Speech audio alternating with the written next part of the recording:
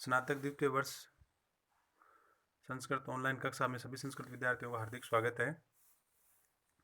क्रमशः हम नीति सत्ता का अध्ययन करते आ रहे हैं।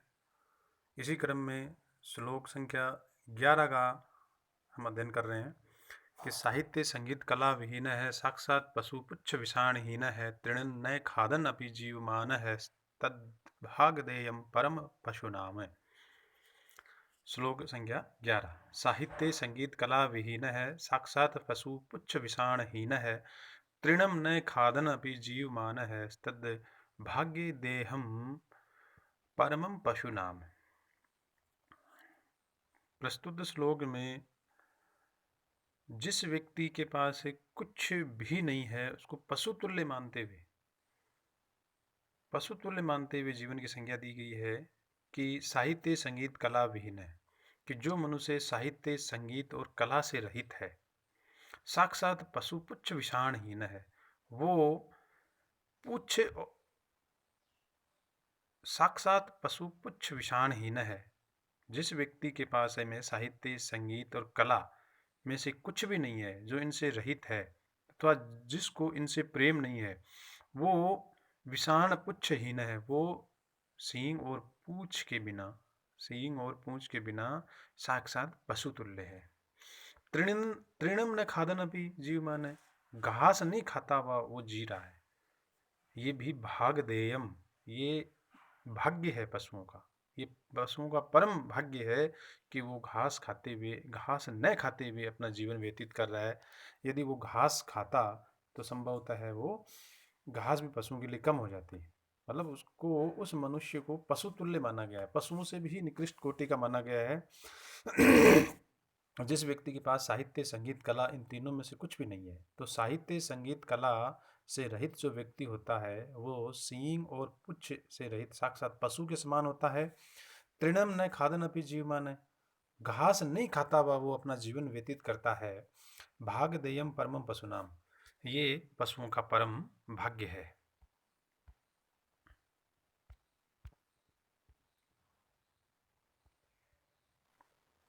अगला श्लोक है हमारा, ये शाम न विद्या न तपो न दानम ज्ञानम न शीलम न गुणो न धर्म है, ते मनुष्य रूप ते मृत्यु लोके भूमि भार भूता मनुष्य रूपेण मृगाश्चरन्ति।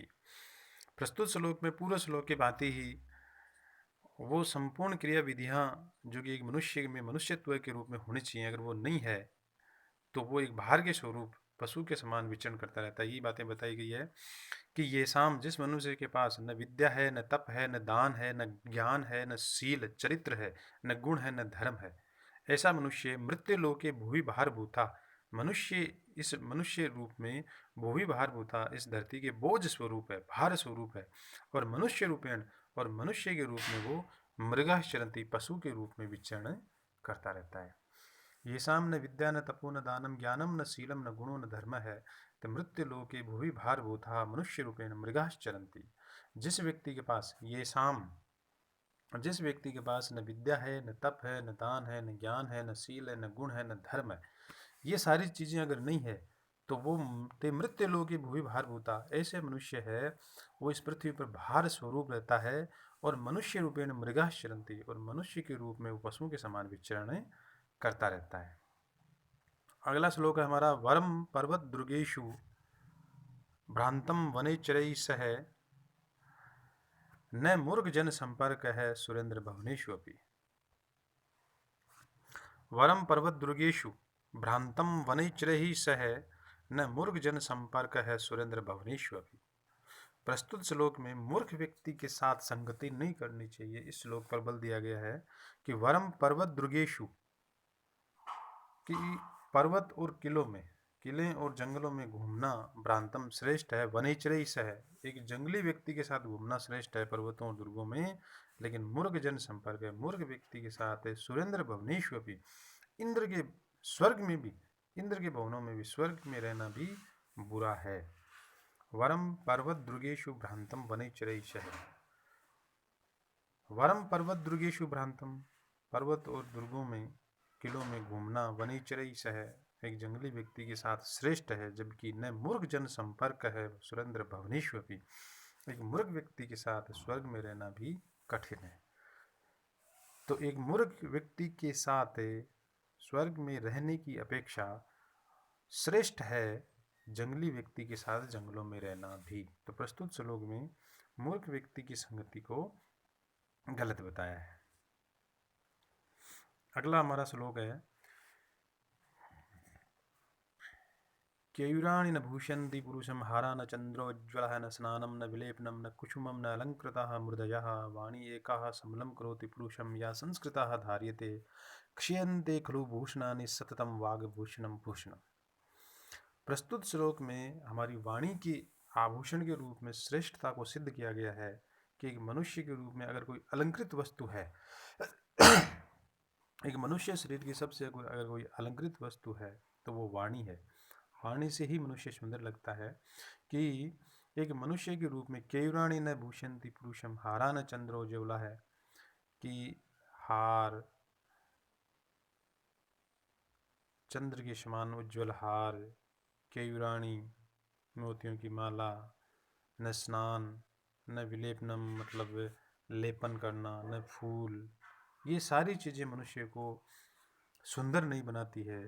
अपितु वाणी एकाः समलं करोति पुरुषम, एक वाणी ही मनुष्य को अलंकृत करती है या संस्कृता धार्यते, जिससे वो संस्कार धारित करता है। क्षीयन्ते खलु भूषणानि सत्यम, अन्य जो आभूषण है वो धीरे धीरे नष्ट हो जाते हैं, जबकि वाग भूषणम भूषणम, वाणी रूपी जो आभूषण है वो निरंतर चलता रहता है। तो केयूराणि न भूषयन्ति पुरुषम हारा न चंद्रोज्ज्वला है न स्नानम न विलेपनम न कुसुमम न अलंकृताः मूर्धजः वाणी एकः समलं करोति पुरुषम या संस्कृताः धार्यते क्षीयन्ते खलु भूषणानि सततं वाग्भूषणं भूषणम्। प्रस्तुत श्लोक में वाणी रूपी आभूषण की श्रेष्ठता को सिद्ध किया गया है कि केयूराणि या केयूराणि का मतलब होता है जो हमारे हार, कंगन वगैरह, ये अपितु चंद्र उज्ज्वल के समान हार, श्रेष्ठ हार आदि भी मनुष्य को आभूषण युक्त नहीं कराते हैं, सुंदर नहीं बनाते हैं। न स्नानम, स्नान करना, लेपन करना, फूल आदि मनुष्य को सुंदर नहीं बनाते हैं। अर्थात केयूराणि या हार, केयूर से तात्पर्य हमारे जो कंगन कड़े हैं वो है, हार हैं, स्नान आदि कर लेना, लेपन आदि कर लेना, फूल आदि धारण कर लेना, ये ही मनुष्य को अलंकृत नहीं करते हैं। अपितु वाणी एका समलम करोति पुरुषम या संस्कृता धार्यते, एक वाणी ही मनुष्य को अलंकृत करती है जो कि उसमें संस्कार का धारण कराती है।